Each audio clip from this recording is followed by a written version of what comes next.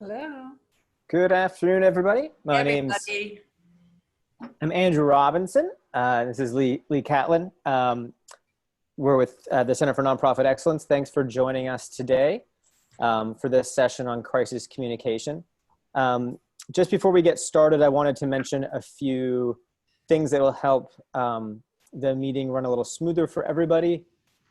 One is that if you haven't done so already, if you could change your name so that I can see either who you are or what organization you're with, just so we can keep track of who's here and so other folks can see who's in the room, so to speak. If you can leave your mic muted unless you're called on to ask a question, or unless we sort of open things up for questions more broadly, that's helpful. If you haven't done so already, it's also a good idea if you can open up the participants window. So that's in your bottom menu. That lets you see who else is here. It lets you change your name and mute and unmute yourself. That's another option to do that there. And if you open up the chat function, that would be helpful too. And if everybody could just take one quick minute to type in the chat function their first name and the organization they're with, just so we can see who's in the room. And then the other thing I'll mention is we're going to have the first part of the session is going to be a presentation, and there'll be some pauses for questions, and I want you to make sure you feel comfortable asking questions along the way. Given the size of the group, I'll ask folks to put their questions into the chat function, and I'll help moderate that and raise questions as they seem relevant. And if we don't get to anything sort of during the presentation, we are going to have a Q&A at the end, and we'll make sure we get to any of the questions that went into chat that we didn't get to there. So I'll let Lee introduce herself briefly, and then we're going to break into groups and have you all just take a minute to introduce you to yourselves to some of the other participants here. Good afternoon, everybody. I really appreciate you taking the time to join this conversation about crisis communications. I retired about 2.5 years ago after 25 years working local government in Albemarle County. Did a variety of jobs, but they all seem to really focus around communications, engagement, outreach. I think when Andrew and I started talking about this program 5 weeks or so ago, crisis communications seemed like the right title. I thought I knew about crises, having done a lot of them in local government, but I think 5 months is like 5 years in COVID-19 time. And at this point, it feels less like crisis and really more about continuity communications. This is not an over and done thing. It's a how do we continue to adapt and evolve. So that's the focus of what we're going to talk about today. Again, really glad you're here, and I'll turn it back over to Andrew. Thanks a lot, Lee. So I'm going to break you all into just groups of two, just to give you a minute to connect with somebody else that's here. And you might introduce yourself, and then it'd be great if you could just spend a minute exchanging some ideas about why you came here and what you hope to get out of today.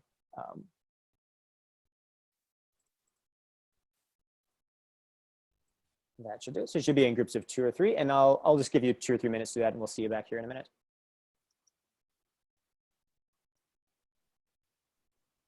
So if you haven't already, you should see an invitation to join a breakout room, and just go ahead and click join on that, and it will take you over.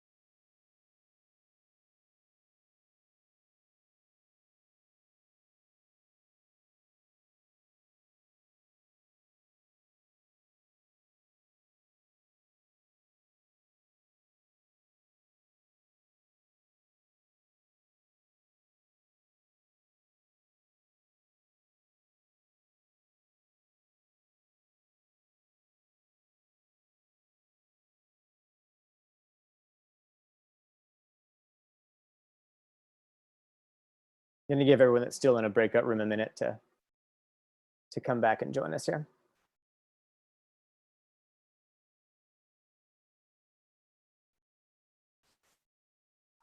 That was a first-time experience for some of us. Sorry if it was a little rough. No, it wasn't hard at all, but I wasn't sure how to get back. If I was afraid if I hit leave, I'd leave the meeting, and then it gave you the option to leave the breakout room or the meeting. So, I'm encouraged. I'm encouraged to know I wasn't the only one that was a first-time experience. I'm like, man, I'm still working this tech. So thank you for sharing that. That was really good. Good feedback for me, because I'll give some more instructions the next time I do it.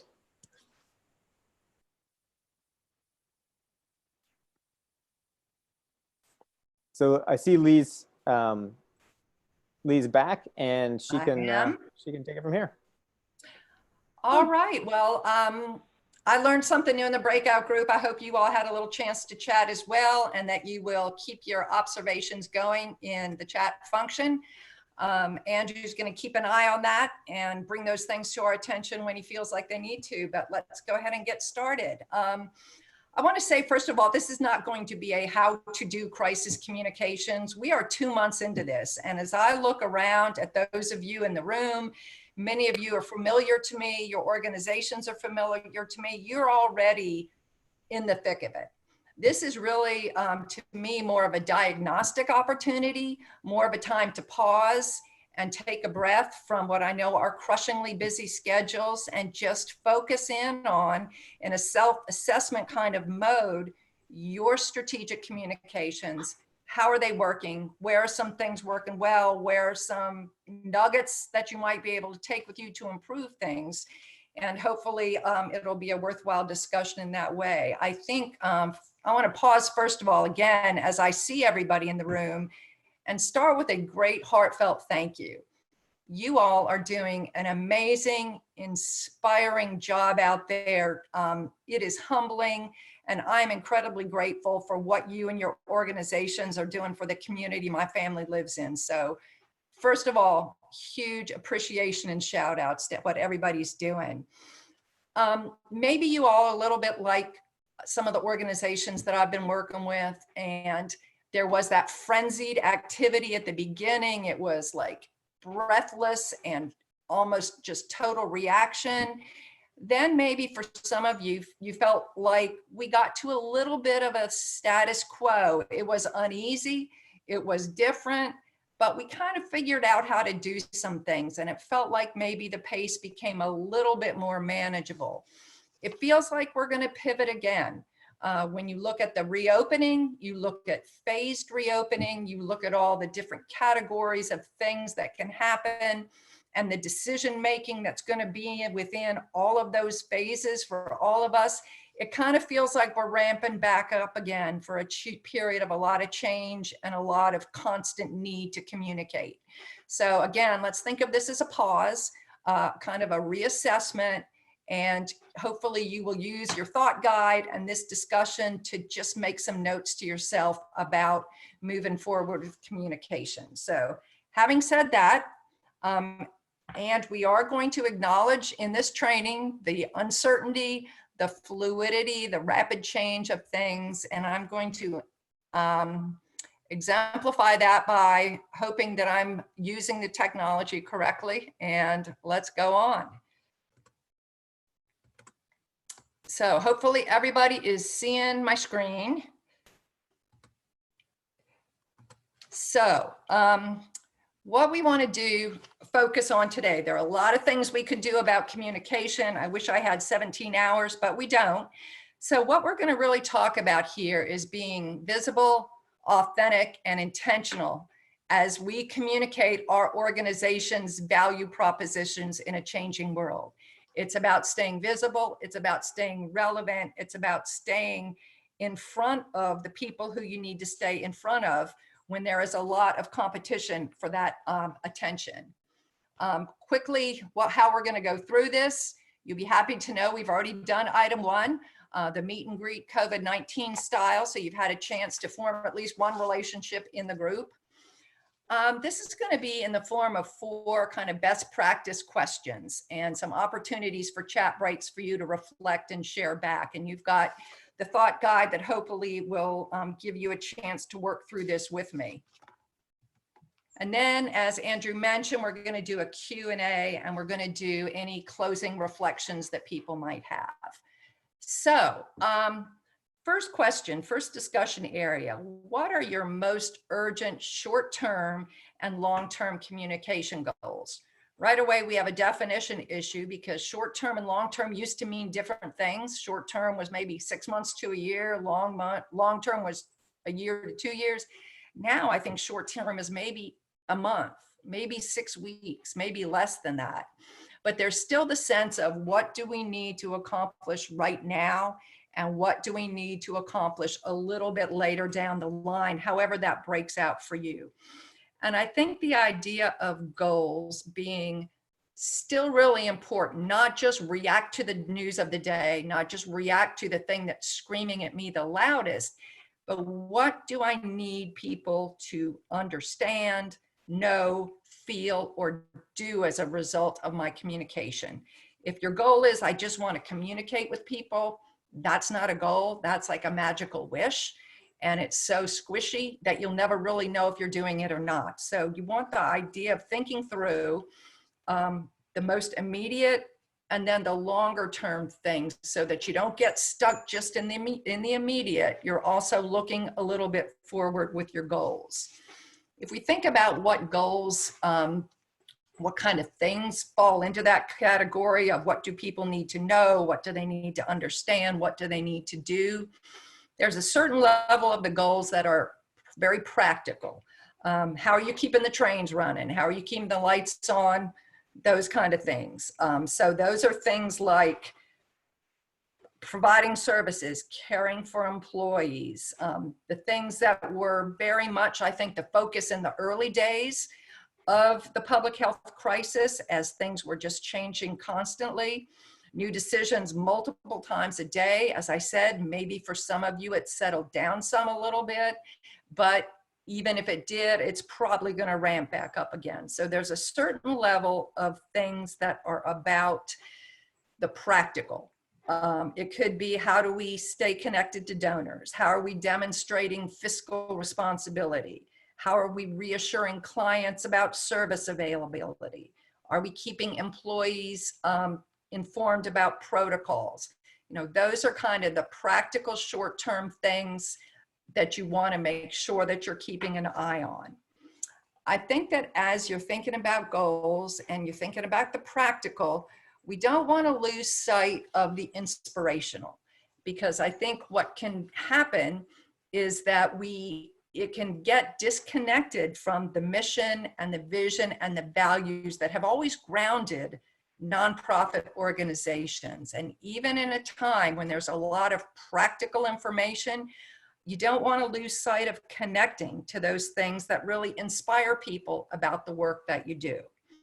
So your vision, your values, your mission, make sure that you keep those part of the conversation, part of the decision framework as you're putting your information out there. Because I think that particularly in a time like now, which is so unsettling for people and so challenging, they want to know that the organizations that you all represent are still holding on to the things that have always been important to them and have always really guided the work that they do. So even if it's chaotic, even if the information has to go out quickly and with a lot of practical information in there, which is really important, the opportunity to step back and say, are we still reflecting our mission? Are we still demonstrating our values in our communication? Are we still doing those things that are our higher aspirational kinds of things?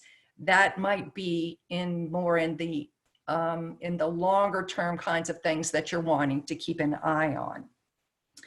So I think there's the practical, there's the inspirational, and then there's, I think, lastly, something that's really important to keep an eye on in the current environment, and that's kind of what I call the tonal.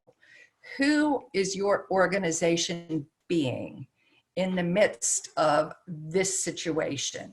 Not just what are you telling people How are you connecting to what you're all about? But who are you being in your communication outreach during this particular time? So things that are really important in critical communication situations at the kind of tonal level, who are you being level, things like being transparent, things by being truthful, things about being timely, those kinds of things.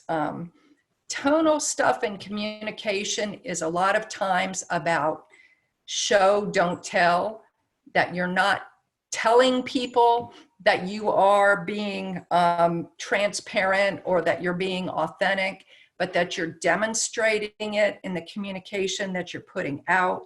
So things like credibility, things like authenticity, things like being human and vulnerable in your communication are really part of that whole tonal approach that as an organization, you want to, I think, spend a little time on thinking through how your communication is not just getting information out there, is not just being about who your organization has always been at a mission and values level, but is also being the kind of organization that you want to be, even in times of a lot of stress. So just as an example of what that looks like, one of the groups that I've been working with over the past couple months has been the city of Stanton, and doing some communications work for them. And one of their main goals was, how do we keep city government and city staff visible at a time when City Hall is shut down, we can't have public meetings, we can't do any of the things that we've normally done that let taxpayers and businesses and residents and everybody know that city government is still being a leader and has got a good handle on this situation. So that was an important goal, and really drove a lot of their communication strategy. So as an example of the practical part of their goals in action, like probably every single one of you, their website got a very strong overhaul and a focus on COVID-19 information, a landing page that people could go to. Here's how you engage with us. Here's how you do business with us. They did a lot of work with their department saying, what are the kinds of things that people used to have to come in to do? How can we get those online quickly? Again, pretty basic stuff that you all probably have done for your organization. So the practical level of the communication. And that has proven very helpful to them. Their website's getting a lot of hits. A lot of their transactions are moving online. All the things you want to see happen at a practical level. The inspirational level, and this might be, I'm not sure how many of y'all are country music fans or are aware of Stanton's 4th of July celebration. The Statler brothers are a huge cultural institution in the city of Stanton. And one of the founding members of the Statler brothers, Harold Reed, passed away several weeks ago. He was a lifelong resident of Stanton and a fixture of the community. So what we did was, the mayor did, you see here, a tribute. There's a square on Stanton that has Statler brothers there. So she did a socially distanced wreath laying for Harold Reed. That was nothing about practical information. That was nothing about city services being out there. It was all about connecting to the core of what people value about the city of Stanton. And I have to tell you that the social media that we did for that was through the roof. People were appreciative. We were able to marry the vision of city government at work through the mayor being there with something that really hit at the heart of what people in Stanton care about. So it was kind of that inspirational piece. And then lastly, look at tonal in action. This is Steve Rosenberg. He is the city manager. we started a series called Stanton Responds, which is like a 60 to 90-second clip of different Stanton city officials out there giving a quick message that we put out on social media.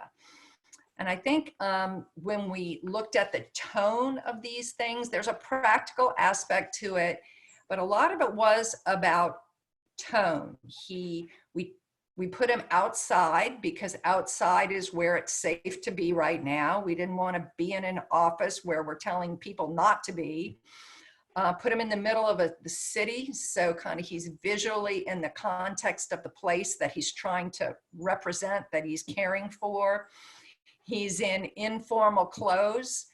You know, the idea, I'm right here with you. I'm not wearing a suit and tie every day. I'm kind of in my pullover as well. I'm right there with you. We made sure in the background, I think there's 2 people walking a dog, but we made sure there weren't people grouped together or anybody doing anything in the background that was against what we were telling people to do, because again, we want to walk the walk. We're right there with you. We're not breaking the rules either. And maybe most important, Steve had some key messages we gave him, but he was not scripted. He did not read anything. He didn't try to be perfect. He tried to be from the heart. He tried to be authentic and real in his communications. So that really, I think, an example of how in Stanton we tried to hit the practical, the inspirational, and keep an eye on tone as we're moving through. I think lastly, when it comes to goals and high level things and what you're thinking about, as you're doing these goals, as you're thinking about inspiration and tone and what are the things that you have to accomplish, it can be some really tough stuff. Many of us are giving very tough messages in this world right now. So a way to kind of set a framework for yourself to help make choices, help figure out language, help guide some of your decision making, is to have some guiding communication principles that you've kind of thought through and that you've agreed on, that everybody's good with. So things like transparency, things like accessibility and responsiveness. Accessibility means, you know, when I was in local government, the media would get mad when I would want them to respond to our good news, but when there was a tax increase or something that I might not have wanted to talk about, I was nowhere to be found. That's not being accessible. So even when you have to talk about very tough subjects, you know, you want to make sure that if accessibility is a guiding principle, that you're managing for that to happen. You know, the vulnerability piece, being honest and direct, having care for your employees, those kinds of things. So I just wanted to, again, for an example, and this is, Airbnb is obviously not a nonprofit, but they are in an industry that's being hit very hard here, and they have had some tough messages that they've had to give out. And I can send a link to this article for you, but basically what it talks about is that when Airbnb had to communicate a very tough message, their language was clear, it was honest, it was empathetic. They said in an email, I must confirm we're reducing the size of our workforce. Out of 7,500 Airbnb employees, nearly 1,900 will have to leave Airbnb, comprising 25% of our company. So it wasn't squishy language. It wasn't, we have to take a somewhat unfortunate personnel action and gee, we feel bad about that. They were very clear. And again, I won't go through the whole thing, but if you want an example or if you want to kind of think through when we have to talk about tough stuff, how do we do it? How do we do it effectively and honestly and really with principles in mind? Okay, quickly now I'm going to shift to audiences, because in the same way saying that I want to communicate is magical thinking, saying I want to communicate with everybody is also magical thinking. If you're message is not impactful and targeted towards an audience, it's probably not going to penetrate in the environment that we're in right now. So this is a place where on your thought guide, there's a lot of information there. And so if you look at question 2, who are your key audiences? How do you reach them? I don't necessarily expect you to answer all these questions, but they might be helpful in you thinking through who are your audiences. We all have probably some shared audiences. We all have staff. We probably mostly have donors. We have volunteers. We have clients.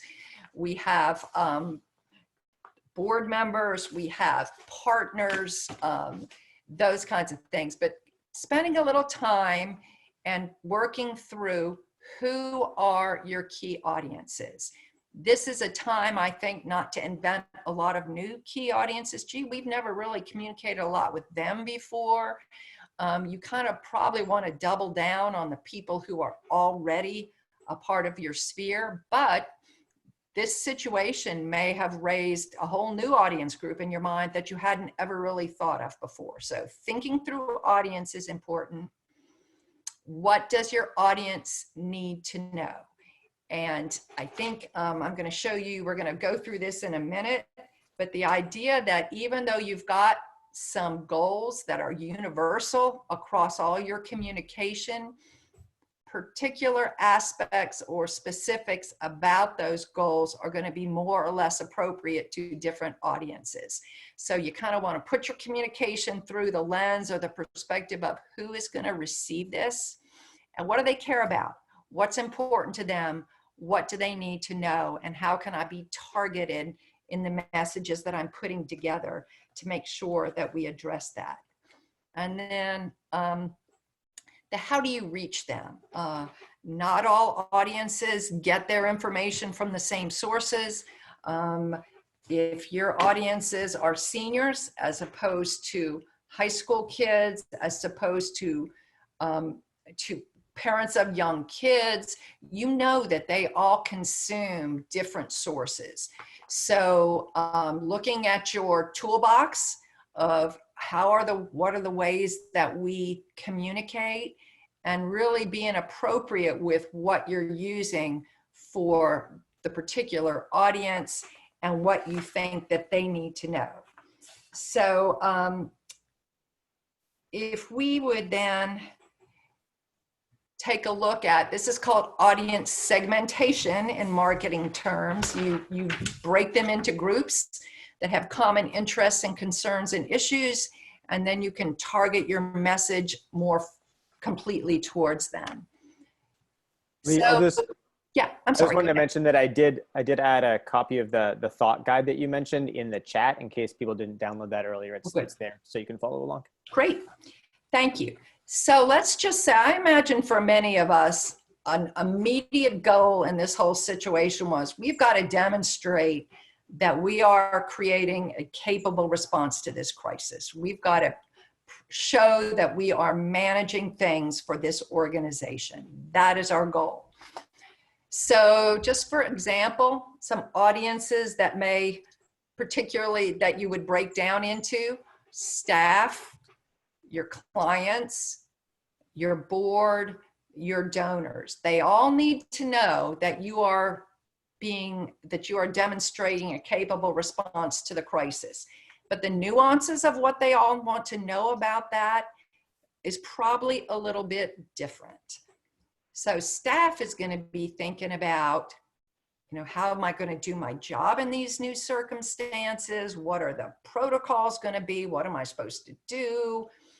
How secure is my job? What's going on with all that? That's going to be within the umbrella of the goal. Key messages they're going to be particularly interested in. Your clients are going to be worried about, how am I going to get services? How am I still going to get the things from you that I need at a time when the world is so completely changed? So the client messaging, a bit different. Your board is going to care about all those things, but they're going to be really focused on, Are operations running? How's the organization sustaining itself? Is staff being taken care of? Are there legal ramifications here? What are those kinds of things from a governance perspective that I need to be thinking about? Your donors, as you're demonstrating a capable response to the crisis, they're going to be interested in what are the most urgent resource needs? What can I do to continue to support an organization that I've always believed in? So, you know, kind of this whole segmentation of goal, message is, you know, the goal is important, but underneath it, there might be some nuances in your audience that are really going to determine how your communication gets rolled out. So I'm going to pause here for our first thought break, if you will, and I'm going to just give you all a few minutes to reflect on the first two questions on the thought guide. If you want to jot some notes down, and again, this is a diagnostic tool for you. Maybe there's some areas you feel really strongly about. Maybe there's some areas you feel like, you know, we could spend a little more time here. Do that. And then I would just ask that you share a quick insight or an observation or a challenge or something that comes to you as you're doing this reflection.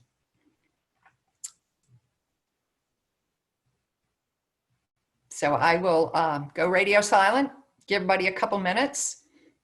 Then I'm going to just exit out of this and ask Andrew if he will monitor the chat for us.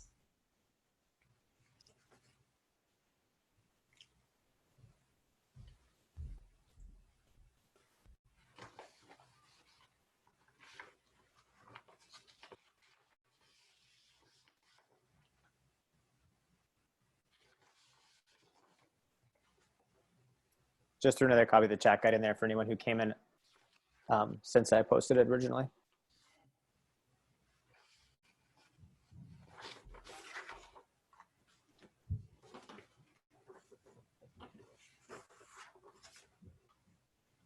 And if you can't open that as a Word document, let me know, and I'm happy to set it up as a PDF as well.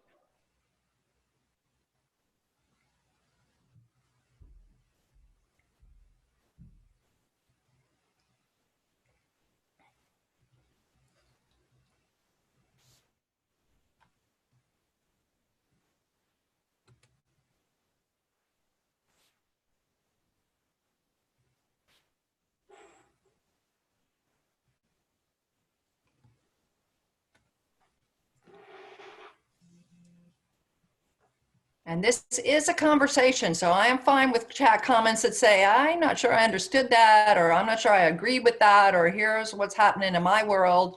As I said, you all have been in the thick of this. This is a shared knowledge conversation, so please feel free to take the conversation where you'd like it to go.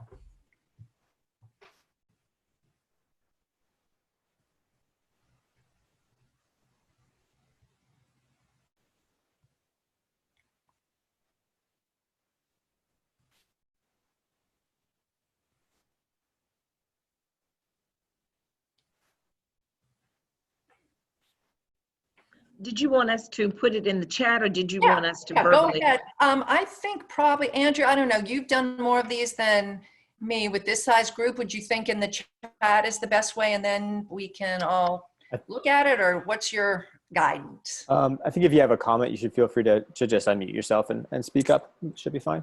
Oh, good. Okay. Well, I just wanted to say that I really, really, really appreciate it. And I took a lot from talking about your audiences and triggering the audience that you're addressing and how to address them, and the comment that you made about the air, you know, B&B. I think a lot of times when we communicate, we're trying to dress it up, make it look fancy, make it sound a certain way. But so I took a lot from that with just being authentic, being, you know, open, honest, humble, and getting your message out. I think people definitely will take, you know, your audience will get more from that than anything else. And so I'm definitely planning to get with my executive board and create a communication to the audiences that we have been addressing all along, the people that have, been there, need to know where we are and what we're doing.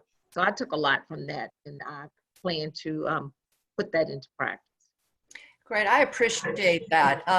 And I would love to hear from others. I think that what I found after many years, as I said, of working with the county is people react better to straight up hard news than to squishy stuff. So I think that people, they will forgive you for difficult things, but that it's harder for them to forgive you for not being straight with them.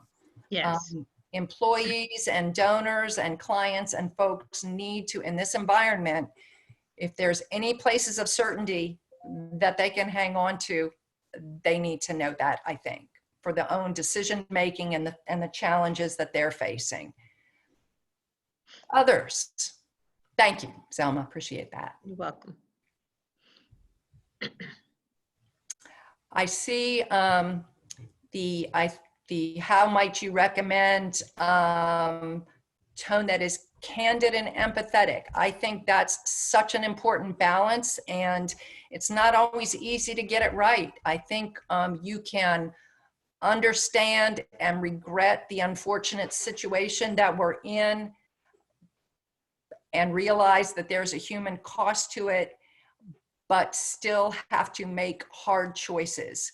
And I think that, to me, so again, getting back to the Stanton example, they had to lay off 64 part-time employees from their library and parks and rec departments. And the reason was those jobs were not able to be done under the state guidelines that the governor put in place.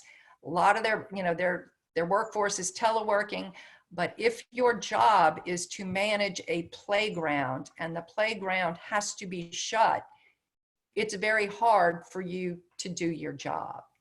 So the way that they couched that and the way that they kind of came to that decision and communicated the decision was, one of their guiding principles is that they have to be responsible with taxpayer dollars.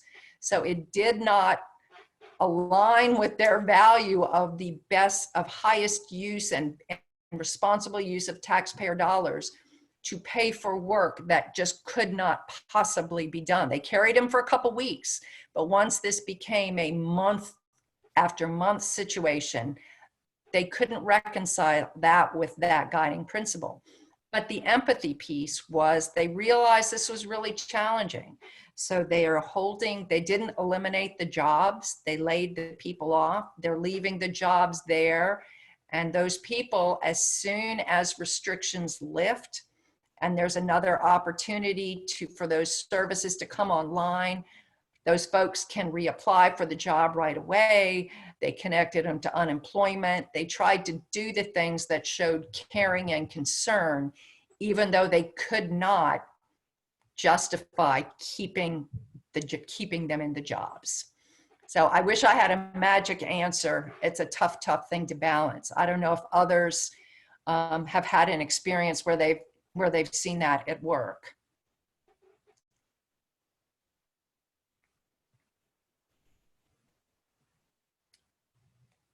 Any other questions? Again, we're going to have a time at the end. So if there's something you want to drop into the chat or ask, if you don't have a chance to do it now, we will be circling back around to this at the end. No, we had a webinar recently specifically on fundraising and that piece of donor communication. So I'll share the video recording of that in the follow-up to this session as well, in case people are interested in that as well. Great. I think fundraising and communication go like this. There's got to be a really close alignment. I think for a lot of people right now, it is about hanging on to donors.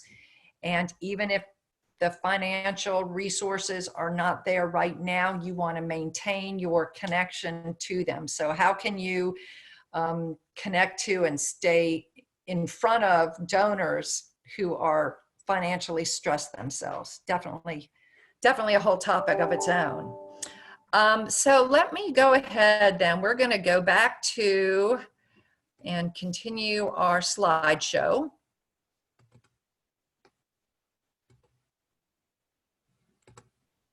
And move on to our next topic. The information that we've done until now has been pretty basic strategic communication stuff that you do kind of in almost every situation with some nods towards the COVID situation. Now I want to focus particularly on the moment that we find ourselves in. I mean, unprecedented, catastrophic, black swan, all these terms that have gotten thrown out that are not hyperbole, it turns out. It actually is that situation. And it has created a lot of challenges, a lot of losses, a lot of things that have to be acknowledged. But from a communication perspective, if we're stepping back and doing an assessment, it also has created some opportunities that I want us to focus on a little bit. Just real quickly, some things that I never thought I would see. One of the most, if not the most highly rated shows in the country is now going from Jimmy Fallon's basement with his 2 kids as his production assistants with a graphic that was done actually very nicely and colorfully by crayon. Okay, never thought I would see that.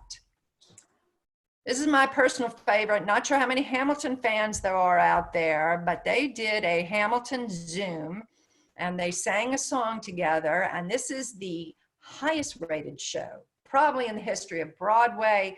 Biggest stars in the world. They're in their pajamas. They're in their straight out of bed hair.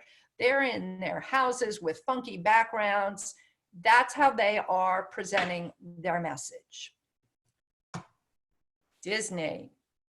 The Mickey Mouse beignet recipe has never left the Magic Kingdom, and Disney is frantically trying to find a way to keep its brand and its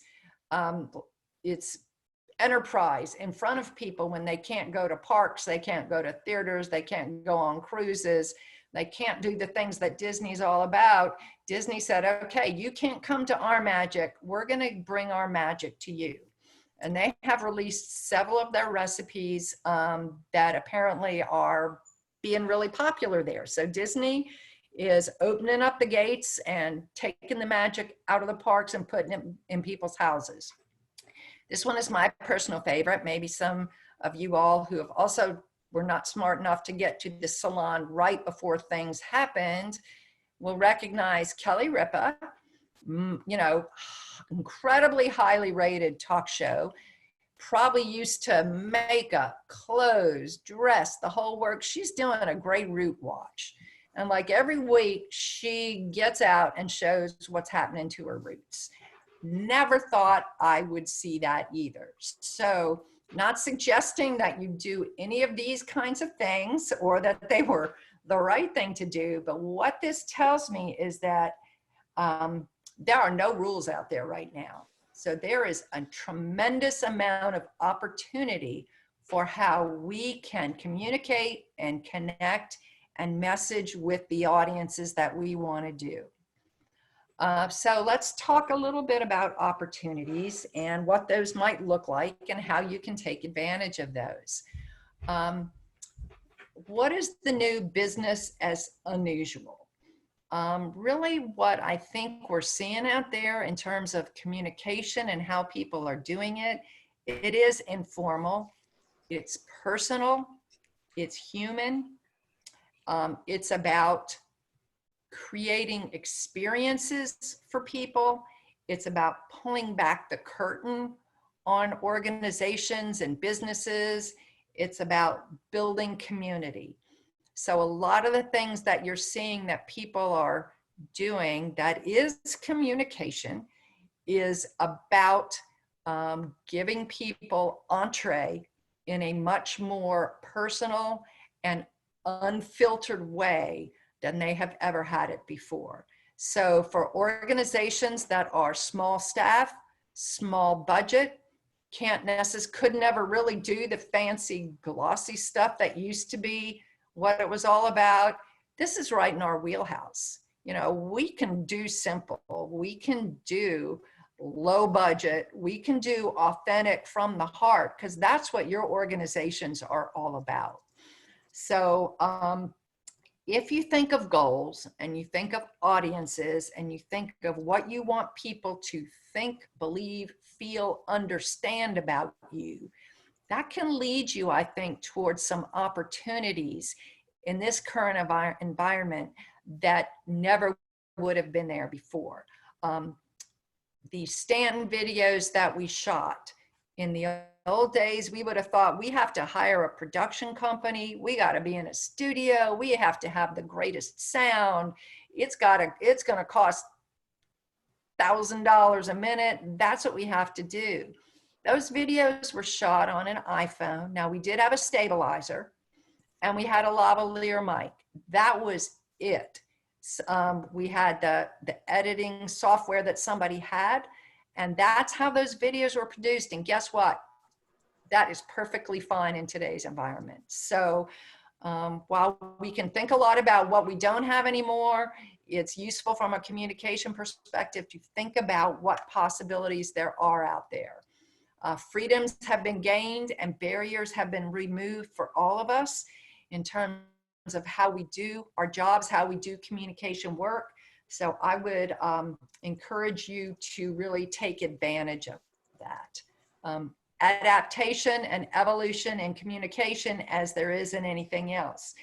I think that what organizations that have been really successful are doing are looking at things like their signature events or their keynote activities and thinking, how do we adapt these for the environment that we're in right now?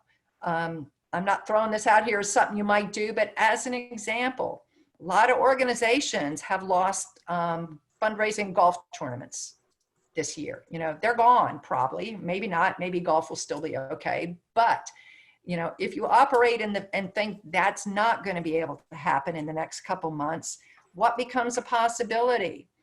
You know, maybe you decorate red Solo cups with your logo and you send them to your biggest donors and you say, we're going to do a Zoom putting competition.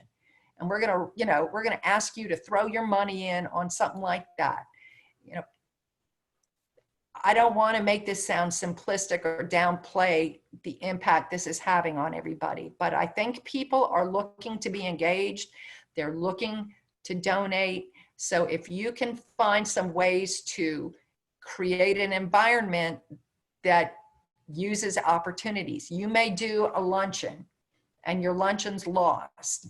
A lot of people are doing luncheons now where they contract with a restaurant to make all the meals. People go by and pick them up. They take them home. They sit down like we're doing right now, and they share a luncheon and they have the meeting. Is it the same? No. Is it better than nothing? It absolutely is. Maybe not a good example.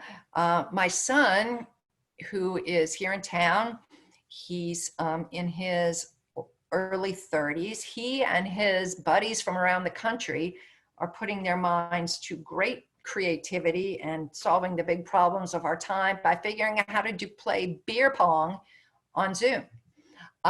So they had a really great engaged beer pong game on Zoom. Not saying you might want to do that, but if you put on the lens of what can we do, how can we do this? How can we keep the core of what's most important? Building community, reinforcing mission, you know, those kind of things. How can we make that into something? So whether it's contests online, you know, what's your craziest this, that, or the other, getting people's children involved. People love having their kids involved. Get their pets involved. If you can get kids and pets involved, you got it knocked.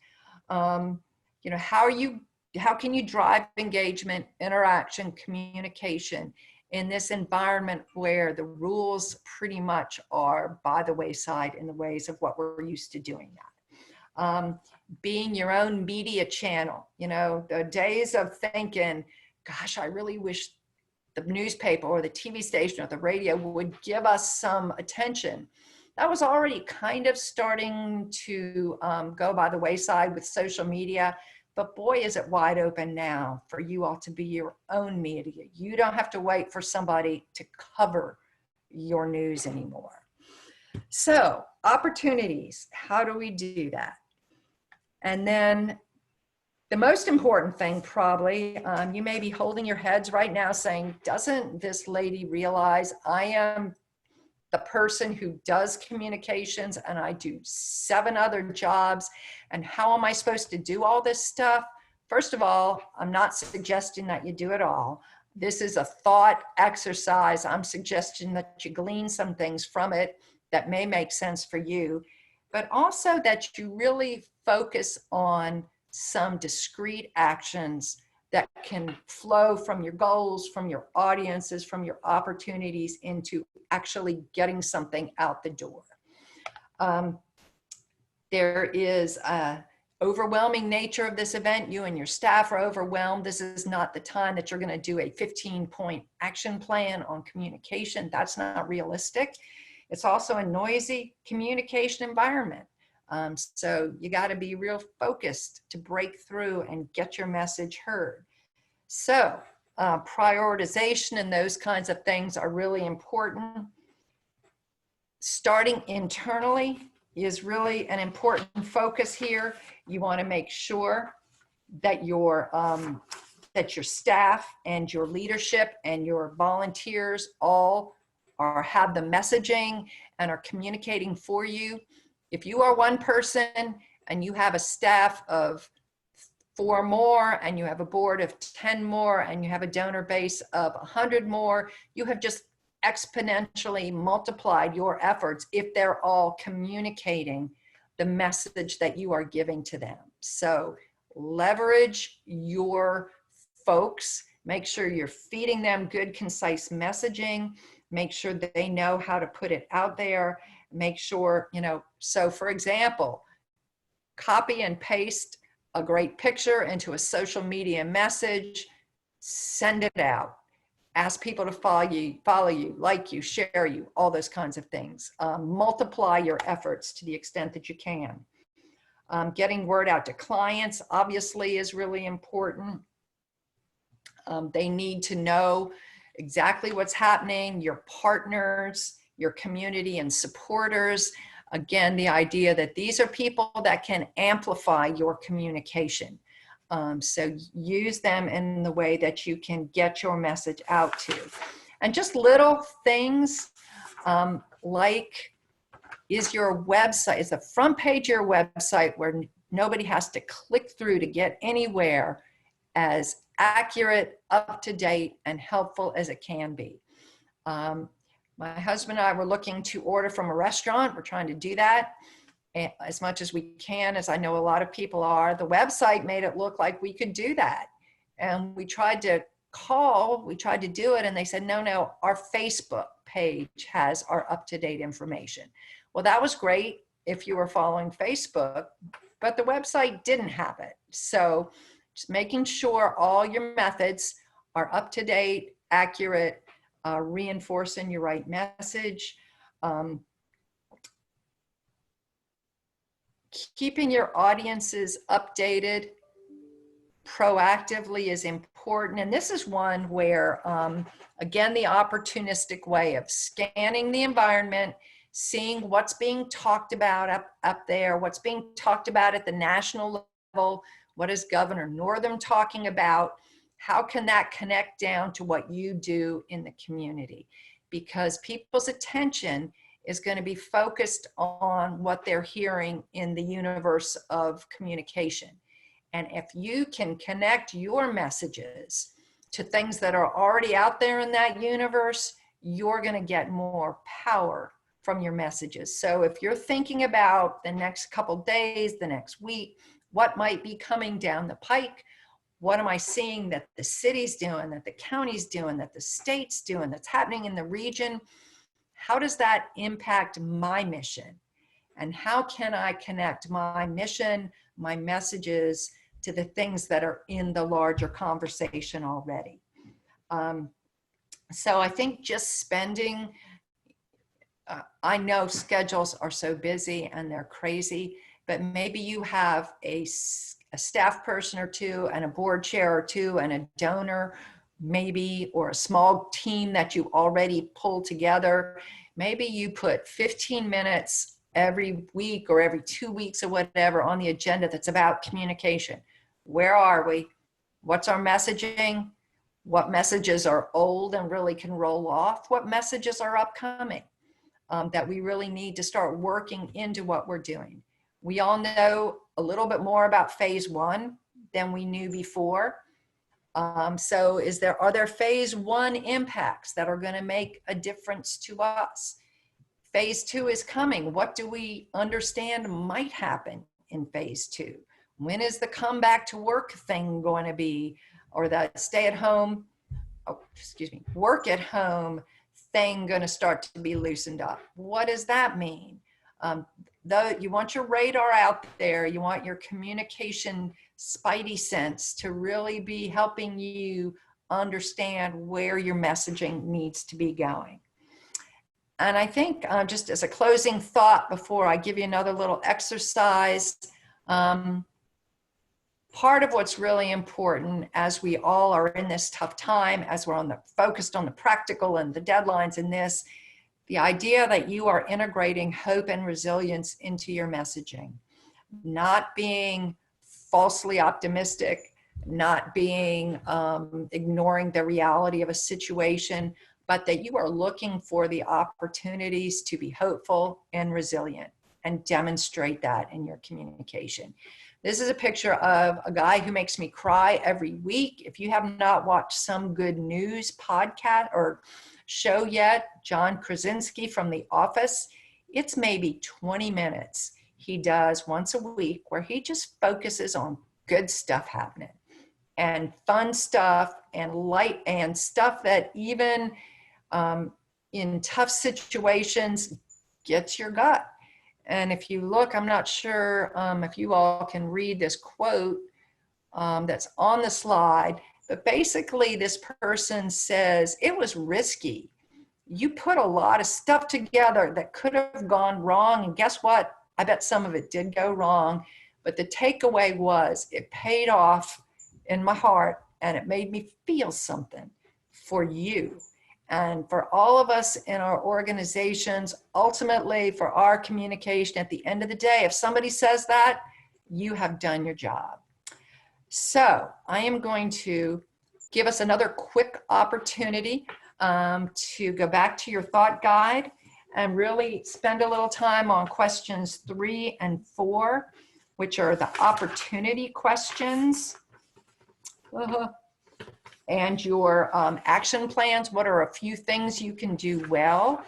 If you can take a couple minutes just to think through that, make any notes you might make, and then we'll come back and shift into observations about that or just more general questions, comments, conversation. That's when I turn it over to Andrew and he becomes Oprah and we move into that.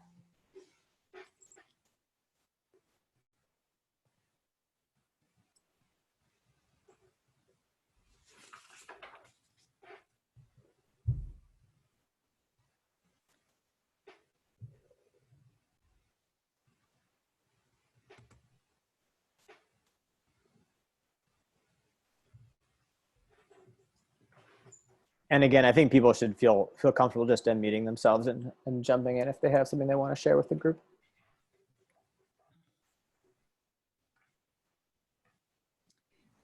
So I'm going to give you a couple minutes, and then if there aren't questions, I've got a few things I wanted to throw out, and we'll just get the conversation going.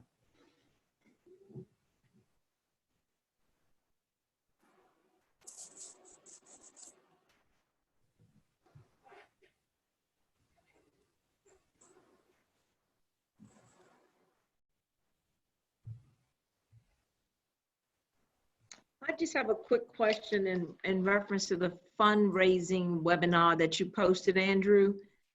It says you, and then it's got tu.be. Is that correct?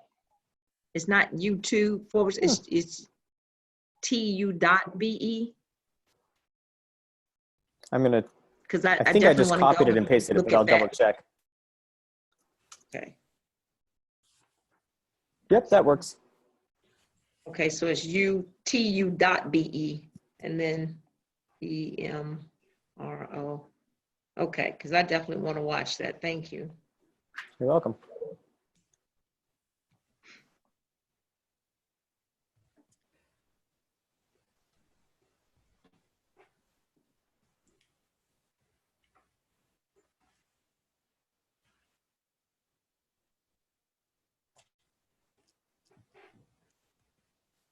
Guess maybe I would just, again, please feel free to keep working through, or if you have a chat thing, but, you know, as you think about the last couple of months and effective communication that you've been on the receiving end of, does anybody have an example of something they would share? I share a couple of the ones that kind of resonated with me, but what are you all experiencing from the receiving end of communication that feels like it's hitting the mark?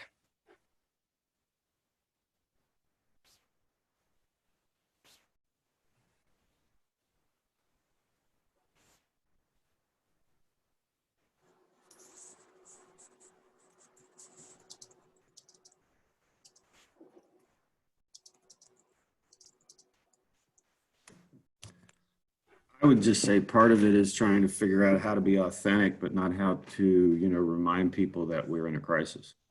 How to attempt to think of things in a transparent way, but also at the same time be that hope and resiliency at the end, while also being practical. I mean, those are hard things to toe a fine line with in a normal situation in terms of looking at, like, for me as a historical society with a past of, we have membership, we have programs, we have events, wash, rinse, repeat, membership renewal letter, repeat. All of that is flipped upside down. So I'm a glass half full kind of guy, trying to find the silver lining to this, and I see it as an opportunity. But at the same time, there is a complete and utter unknown of what not only next week looks like, but next year. And will I still be here? Because of, just, it is a complete shift in terms of our way of doing things. So trying to be transparent and look to, some donors. I think luckily enough, I started April 1st, so I started in the middle of it, so I don't know anything to compare it to. And I think looking at it from that perspective, hopefully I can get some people on board from a donor's perspective and be able to get ourselves to a point where we feel comfortable being not only members of the community, but being a community outreach center that allows people to understand their past, understand what's going on around us, and link into all the other people in the community that are doing really great things. I mean, the only thing I can do at this point is live in social media, Facebook, Twitter, try to get my website up and running and make those connections, and be as positive as possible. But I think sometimes the transparency and the honesty kind of gets away from the hope and the resiliency because you don't know what the next day looks like. So I think that's a hard thing. I guess there's really no question, just more of a comment. I think you're exactly right. It is an environment like nothing probably any of us have ever known or imagined having to deal with. And I think you're right. The balance is hard. The reality is hard and very challenging. And I think where people have gotten into some trouble, it's not a time when you can really speak in absolutes. You can't say we're going to be exactly like this next month. The absolutes I think you can speak from right now are from mission and values. No matter who we are, for as long as we can be an organization, we will always value and focus on these things. And this is how our actions and how our communications, even in a changed world, are still reflective of those mission and values. Because you can't, you know, you're exactly right. Who can say what next week or tomorrow or next year is going to look like?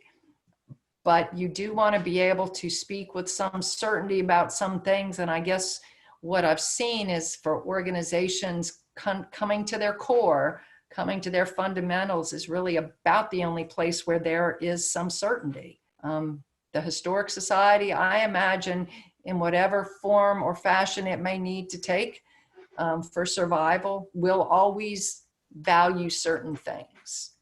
Mhm. Yeah, but if others have thoughts about that, I would love to hear them, because it's a tough thing that I have no great answer for. Yeah, I think to answer your question about communication, a good friend of mine who's also CEO of a nonprofit recently, working with him because my board very heavily wanted to say, let's get online, let's do online, let's do online. Half of the board doesn't know what online means. They just know the word. And I started with a website that wasn't even open and under construction. And my friend said, basically, don't do it. You know, you're just going to be throwing stuff out there. And I see something in the chat in terms of, you know, where people are inundated with social media and email and such.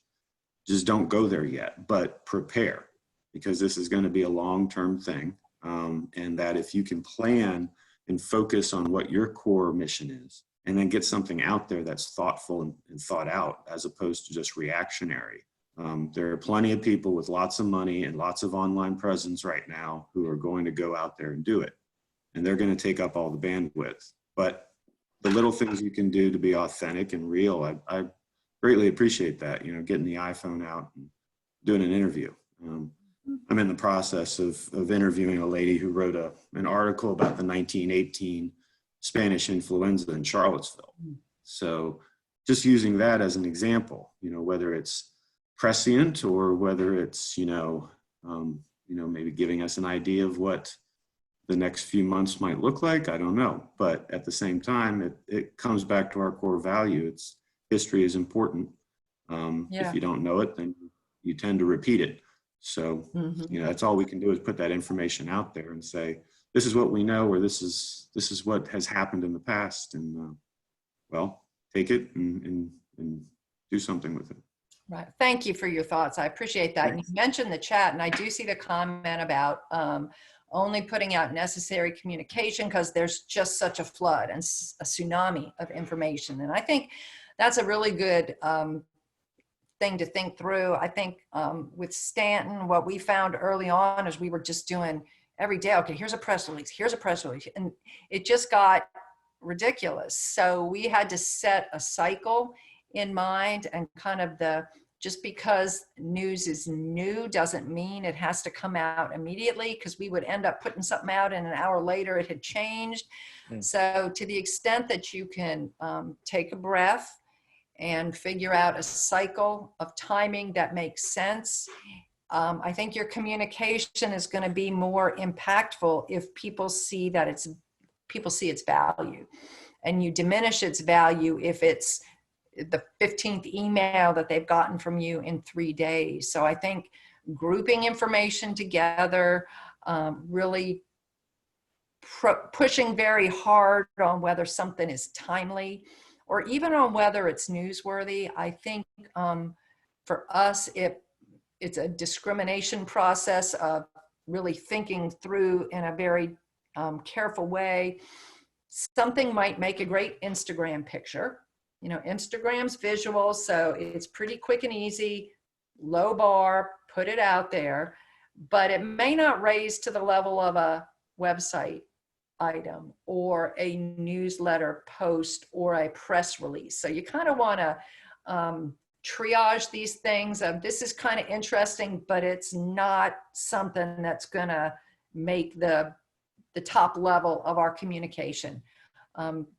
So looking at the news value, looking at the timeliness, looking at the delivery mechanism, and making some choices so that you're not just pushing out ton of stuff, competing with everybody else pushing out a ton of stuff.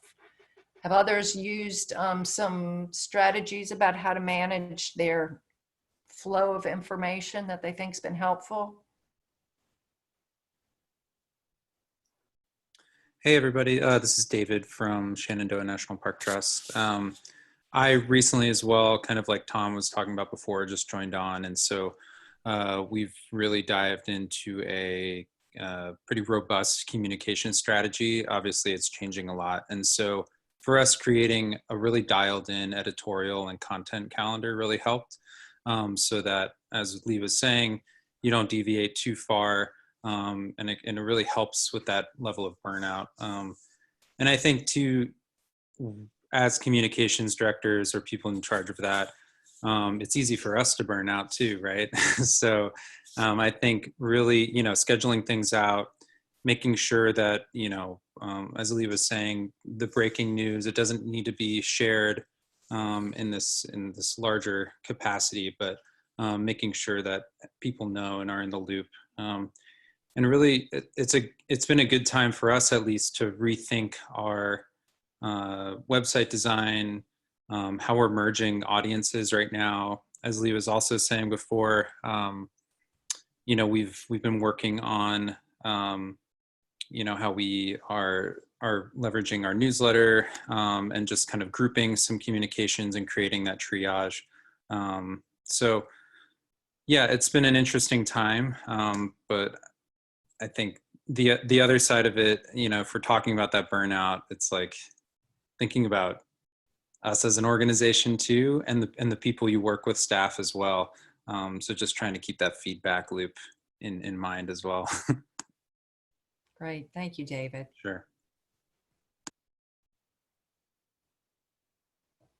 I think the whole idea, I showed the Jimmy Fallon picture and his kids, and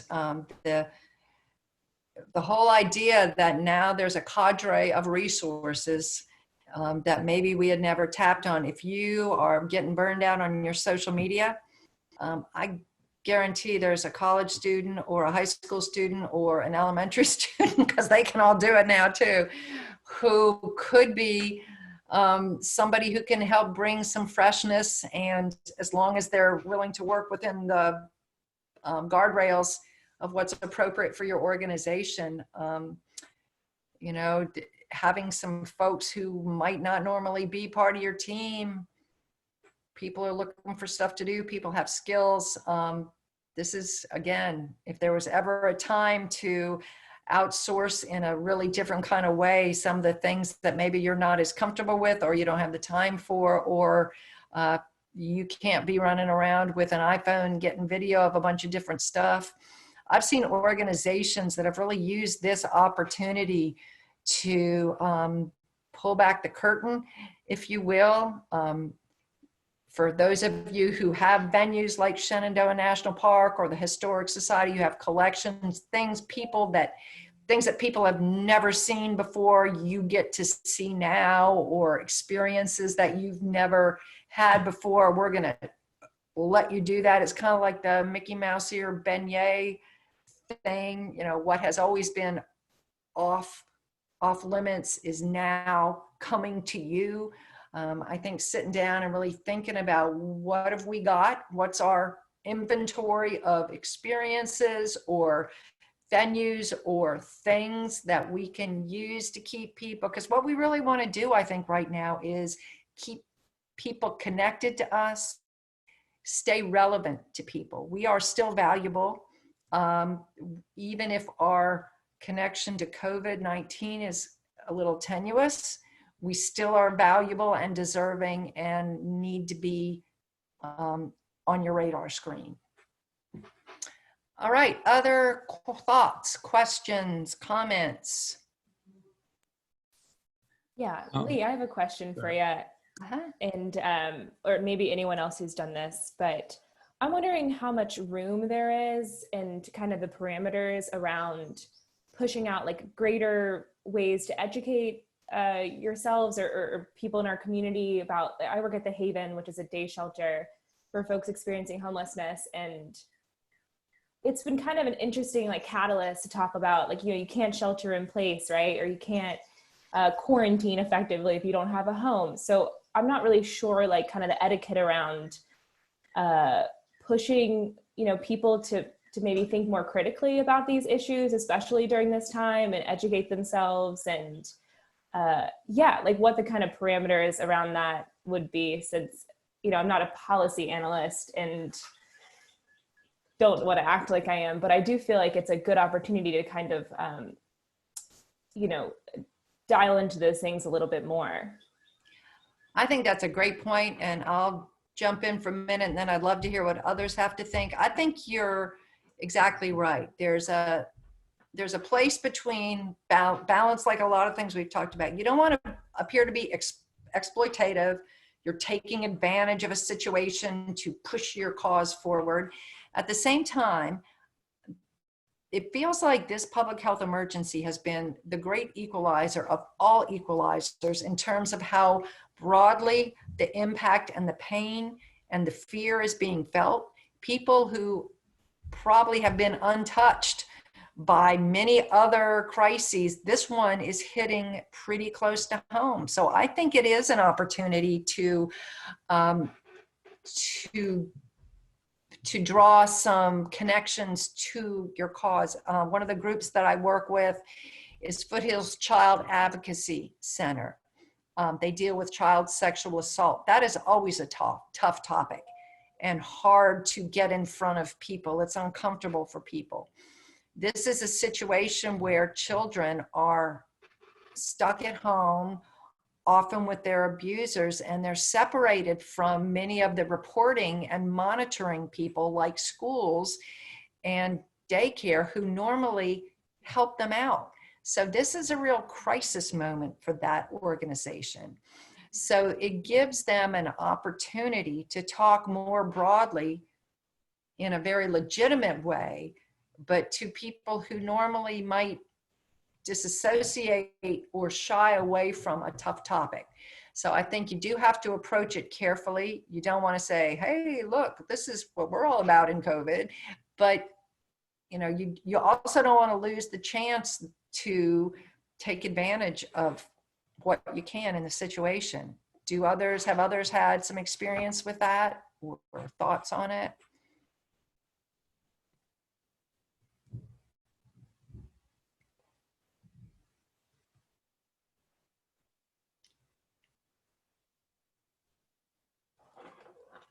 So was there anything, I know this was a short topic or a short time, was there anything that people really wanted to hear about that I didn't touch on at all, that you want to take a parting shot at, a question or a subject or a comment?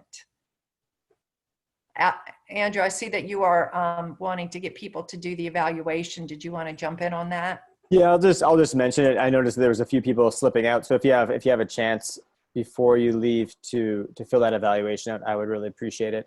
There were a couple other comments. So one was from Alice at the YMCA, and she said that they actually moved from a monthly newsletter to a weekly newsletter, but shortened the amount of content, and which I think seems counterintuitive, right? If you're thinking about the overwhelm, but she's saying that that's actually been quite effective.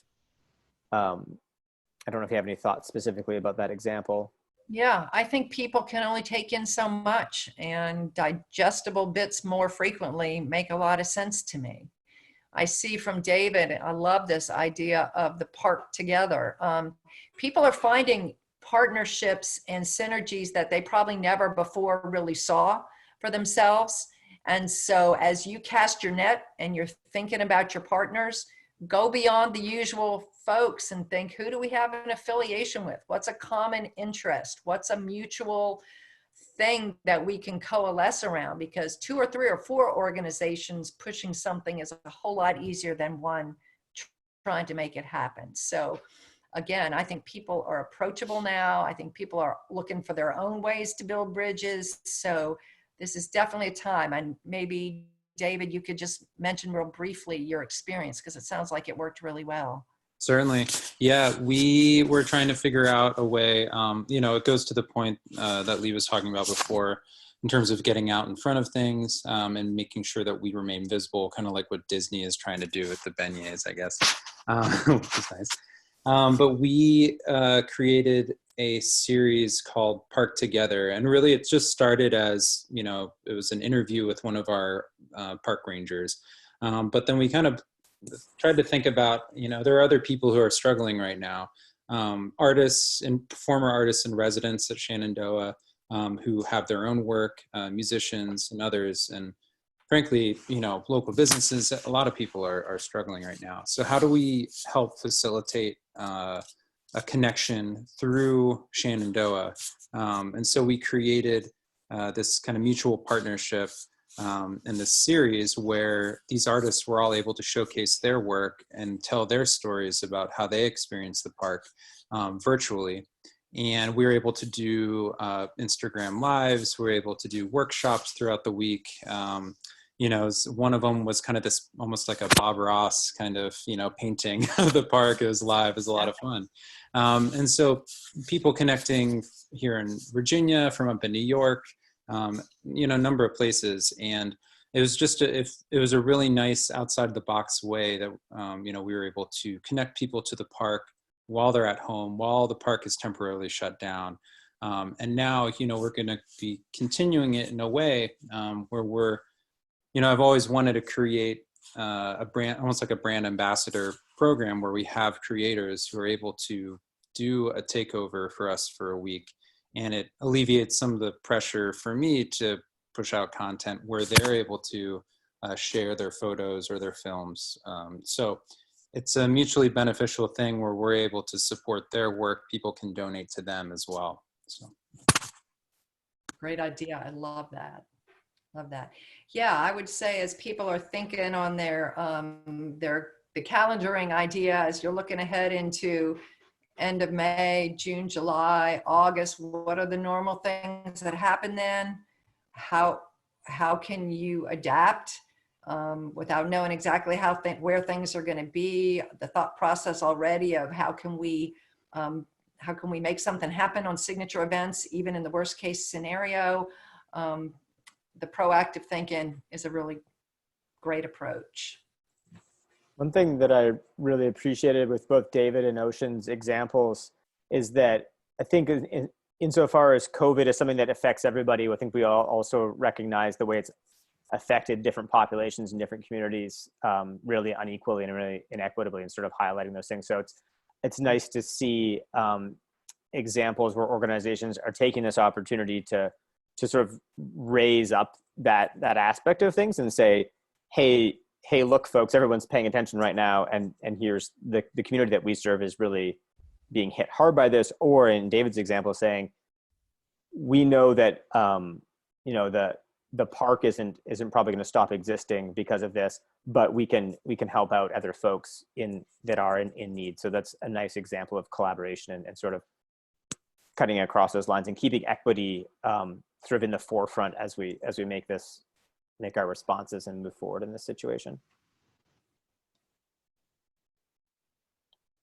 All right. Well, I know that we're coming up on 2:30. Andrew, I didn't know if there's any other questions or comments, please jump in, or if there's any kind of closing thing that you wanted to do. I'm going to follow up with an email that will include a video link to this webinar and to the rest of our playlist on YouTube, which includes a fundraising webinar that I mentioned. I also have a few different resources that I've collected that I'll send around that will probably happen later today or more likely tomorrow. If you do have other questions or looking for other resources, please don't hesitate to reach out to C&E, to me or one of the other staff members, and we'll help connect you with what we can. And I will say thank you all for coming, and thanks so much to Lee for sharing your expertise today. Thank you all. Really appreciate you all joining the conversation. Good luck.